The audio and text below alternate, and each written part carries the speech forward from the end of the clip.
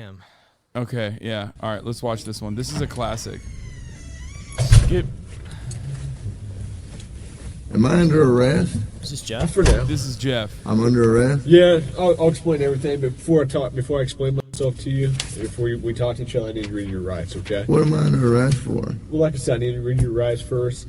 Obviously, the charge is robbery, okay? Yeah, I'll explain everything. I'm under arrest for robbery? You are, but let me read your rights real quick, okay? And then I'll explain it all to you. Is that okay? You let me do that real fast? All right, Jeff. Can you read what? Right off the bat, this guy's trying to read him his rights instead of fucking, immediately diving into it. And bad cop. He should be, he should be fucking, I mean, yeah, we're gonna. He should be. Frag Okay, him. Kai is about to bark. I'm letting you know. Don't get scared. With me, just read in your head, okay? Before we ask you any questions, you must understand what your rights are. You have the right to remain silent. Anything you say can and will be used against you in the court of law. Does that make sense? You've probably heard these before, haven't you? Does that make sense? You might need to go outside. Do you understand your rights? Never mind. She laid down. Do you understand your rights, Jeff? Yes or no? You understand? Do you understand what I read you? Did you comprehend what I read you? Killing it, Jeff.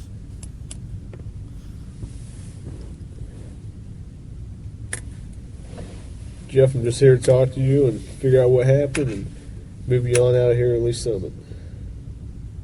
So do you understand the rights I read to you?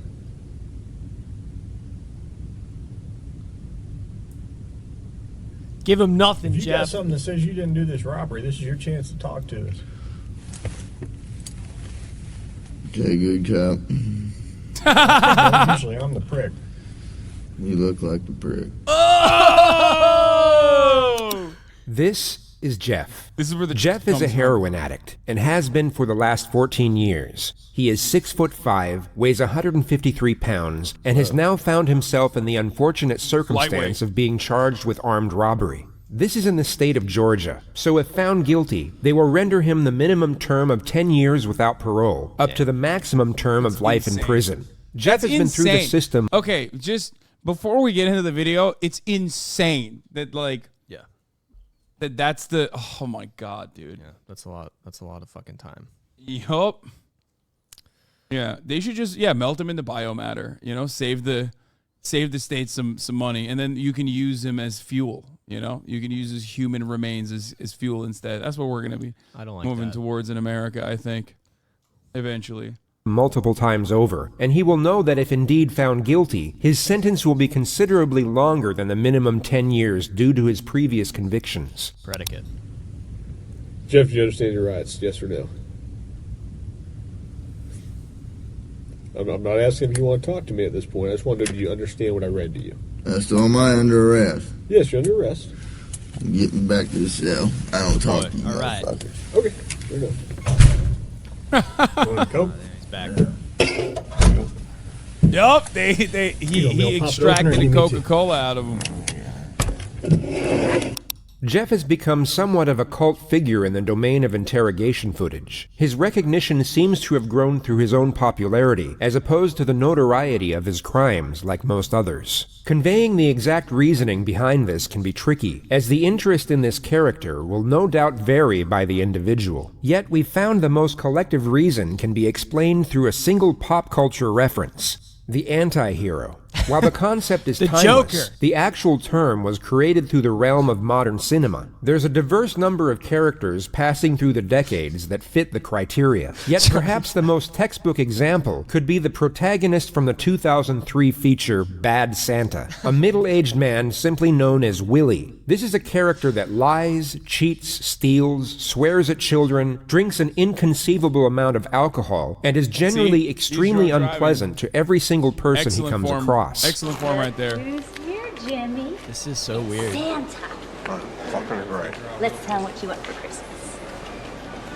I'm on my fucking lunch break, okay? On paper, this is an extremely unlikable individual, yet for some reason, we root for him while following his story. Anti-heroes are flawed, as are we. Their moral complexity mirrors our own. And just like us, they are learning and growing as they move along the path of life. Their mistakes make us think of our mistakes. And perhaps the reason we root for their redemption is the reflection of ourselves rooting for our own. So you might be curious about the contrast between the anti-hero and the villain. One we embrace and relate to, while the other we despise and detach from. Both are driven by selfish motivations, yet our emotional response differs between them. The reason for this, while not necessarily obvious, is a relatively simple formula. The anti-hero must have a glimmer of humanity alongside a noticeable vulnerability. This is what allows the viewer to truly connect with the character. It allows us to forgive them when they are unethical, but admire them when they are noble. It allows them to be angry, cowardly, and greedy, but also cheerful, brave, and empathetic. Who the fuck is Thurman? Is that you? Is your name Thurman?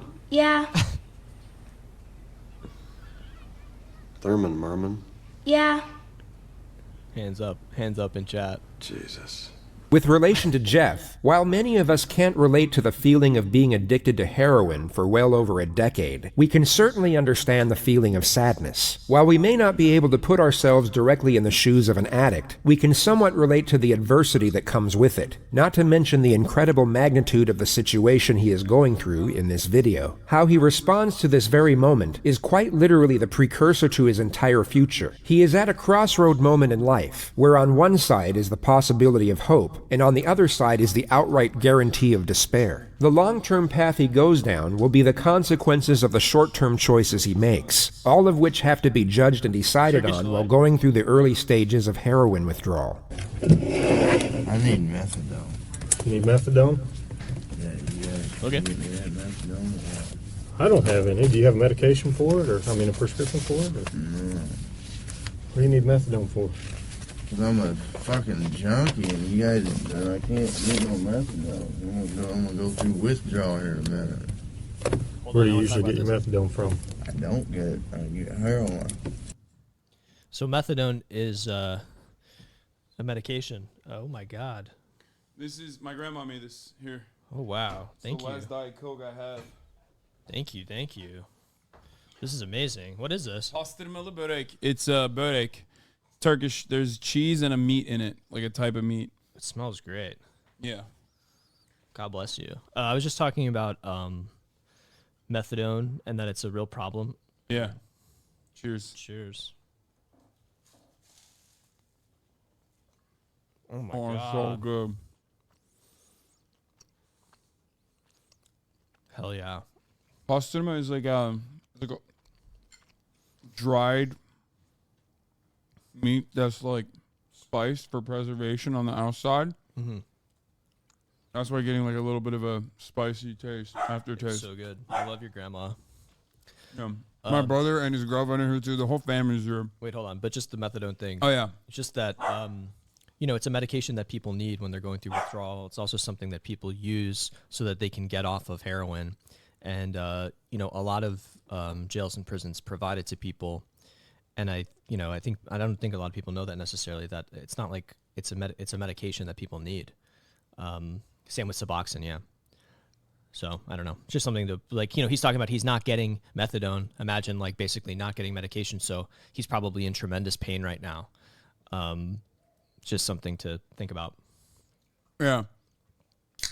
Thanks for that, Hasan. No, what I was gonna say is fun fact, but not so fun. Isn't Suboxone the one that's also the one that was created by Purdue? Yeah. Yeah. So they created the problem with OxyContin, and then they created the solution, which is Right. And I think also even not getting too back into it, but these bad actors who do these things, the Sackler family, creating the entire opioid crisis, basically, who are never held accountable in any sincere way, stuff like that. And when I was in law school, I went to a fancy law school, and where'd you go? I don't want to say. Oh, really? Well, it's not public. It's I went to Columbia, but it's not a big flex, dude. Why'd you flex like that? You. Wow. Wow, dude. Oh yeah, I hate you so just much. leak your fucking LSAT score too. Yeah, okay. So Anyway, when I was What was your there, LSAT score? I'm not telling you. Oh, come on. No, I don't want to say. Come on. No, I'm not saying. I'm not saying that. What are you talking about? We're not talking about that. Okay, It's go not on. important. So I was in a legal writing class, and I was puppy. Hey, puppy. Hayır. Çıkarır mısın? Ben çıkardım. Ciş yaptı sadece.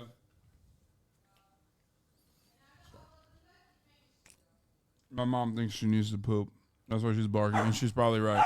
Okay. Go on.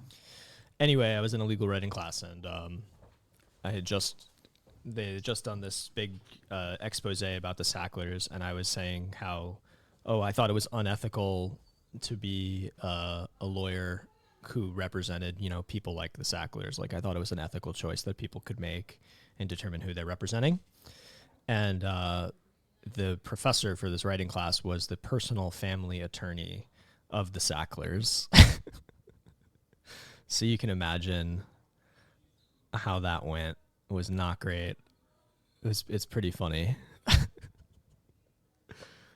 She was very nice, Sometimes people doing bad things are interpersonally very nice. And I know it's complicated.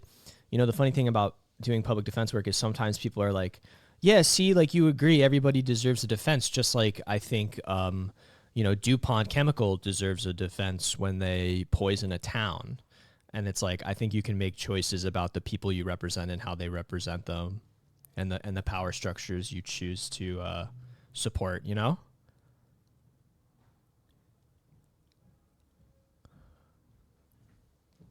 That's all I'm saying. Anyway, we're Gucci. Let's do it. Jeff. How long you been using heroin? Long time, buddy. What are you trying to talk to me about here? You're not gonna eat it? I am. Better eat that, bro. Look, here's the deal. Either you're in a bad set of circumstances, or you went and committed an armed robbery last night. Yeah, right? I'm in a shitty, wrong place at the wrong time. Obviously, I didn't commit no fucking armed robbery. All right, then let's talk about this. Let's I not don't talk to the police, man. I think it's in your best interest to. How? Man. I don't talk to you're the sitting police. Here, okay. I've been through the system, buddy. I know how it works. By the way, okay, you might disagree with this. This is not a JCS thing, but one thing I've seen in all of my years of watching interrogation videos is the more comfortable the person is in handcuffs, the more likely they've been through the fucking system. This dude will literally just like sit there in the interrogation room. Is he handcuffed right now? Yes. Yeah, he's just sitting there like it's totally normal. And as someone who has been handcuffed, let me tell you something. It is an incredibly fucking uncomfortable situation. If you're like not used to it, he's hella fucking casual about it. Yeah. That's how you know someone's been run through a little bit. Yeah. And I think that's sad. Yeah. I know you have. You're Jeff. not my friend. I'm not your friend. But he's like using his hands, even though he's handcuffed when speaking. Like that other guy that we watched like a while back, if you remember. Trying to fucking get me, or you're No, trying I'm not trying to get all you. you're trying to get is some fucking stupid ass fucking confession, and you're not gonna get one. Jeff, I'm not going to get a confession out of you for nothing. Exactly, because I And didn't I'm do not nothing. trying to get a confession out of you. Okay, I'm gonna tell you, I didn't commit no armed robbery, and y'all ain't got no fucking evidence saying I did. Let me go. All you did is find me sitting in my buddy's house because my fucking buddy's dog's going ape shit. I go outside, there are cops everywhere, and they spotlight me. They say, "Come here." I say, "What's up?"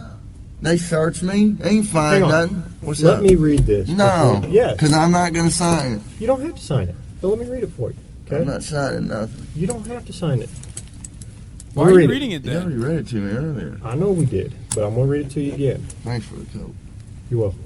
Before we ask any questions, you must understand what your rights are. If you cannot afford a lawyer and want one, a lawyer will be provided for you. When he's If you like decide to getting answer up. questions now without a lawyer present, you will still have the right. You also have the right to stop answering at any time until you talk to a lawyer. Do you understand the rights I've explained to you? No. Huh? Okay. Tell me what happened last night. Plain and simple. Your side of the story. I'm not talking to you. I'm warning Hell yeah. All right. This is I what I told don't you this understand. I told you I know, this but was this gonna is what I happen. don't understand, Jeff. You were sitting there talking. just like you're ready to sit here and tell me what happened last night, and then all of a sudden I read that to you, and you screw it, I ain't talking to you. I want a lawyer. I don't understand that. What changed? Because I told you what. I already told you what happened. You didn't. How didn't I? You didn't tell me what happened last night. How didn't I just tell you what? But now you've handcuffed me, and I can't. Chatter asks, isn't everything now on inadmissible because he said he wants a lawyer? I think it becomes a fight at that point. Like, it should, hypothetically be inadmissible at that point because the right to counsel is attached. But then he's obviously detained. But, it becomes something you slog it out. But yes. They still extract information out of you, and will try to. They try. Yeah. Talk to you because you asked for an attorney. How didn't I just tell you what? How didn't I? You didn't tell me what happened last night. How didn't I just tell you what? But now you've handcuffed me, and I can't talk to you because you asked for an attorney. So, okay, that's fine. Yeah, bro. But saying I it will to the tell guy you right in the now, you're handcuffs that still you on hold handcuffed for me. robbery. I know. I don't know why I need a fucking lawyer because obviously I didn't do nothing. And obviously you guys know I didn't do nothing because I've been arrested for the same bullshit before and you guys don't interview me this much. So, wham bam, thank you for the coke, put me back in the cell.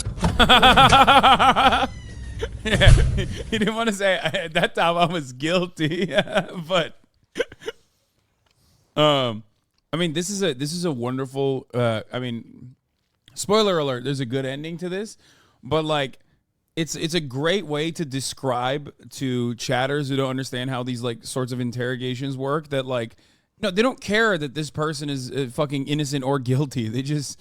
He's the guy. He's the perp. He's the suspect. Right, he's the one they picked so up. they're just trying to fucking make it stick on him. And if you have a criminal background like he does, or if you're an addict also on top of that too, it's just like, it's so easy to write it.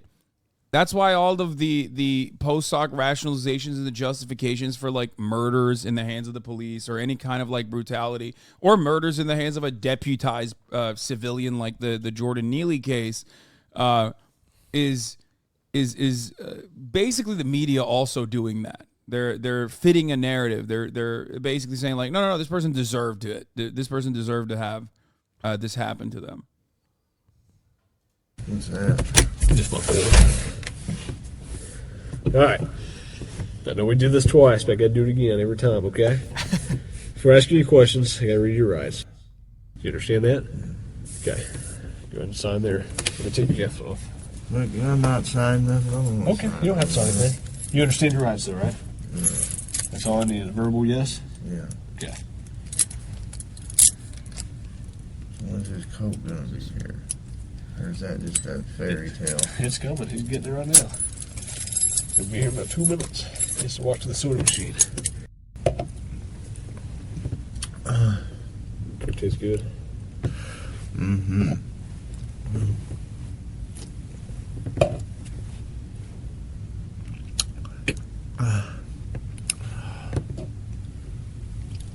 I have enough evidence Like what? of the armed robbery, okay? But, if you're saying you didn't do it, you need to give me your side of the story. I didn't do it. Okay, well, give me your side of the story. You got to, convince me.